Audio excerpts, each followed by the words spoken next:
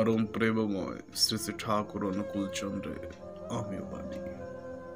আজকের বিষয়, বিধিতেই অবস্থান করেন বিধাতা।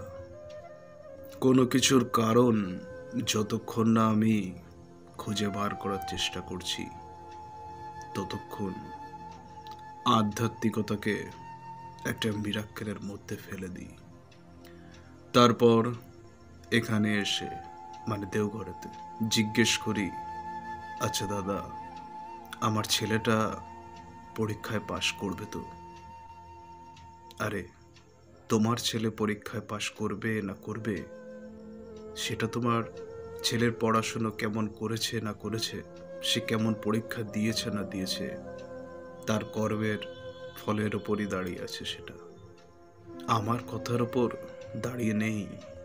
আর তোমার যদি মনে হয় আমি আচার্য দেব দ্রষ্টা পুরুষ, আমি সব জানি, তাহলে সেটা তোমার বেকুবি। কারণ রামায়ণও দেখি সীতা অপহরণের পর রাম হাহাকার করে তাকে খুঁজে বেড়াচ্ছেন। তিনি যদি অলৌকিক ক্ষমতার অধিকারী হতেন, তাহলে ঘরে বসেই সীতাকে পেয়ে যেতেন। তাকেও মাঠে নেমেই যুদ্ধ করতে হয়েছে। সুতরাং ভগবান কোনো মিরাক্কেলের বস্তু নন, কর্মের মাধ্যমেই মিরাক্কেল সম্ভব। জয় গুরু, বন্দে পুরুষোত্তম।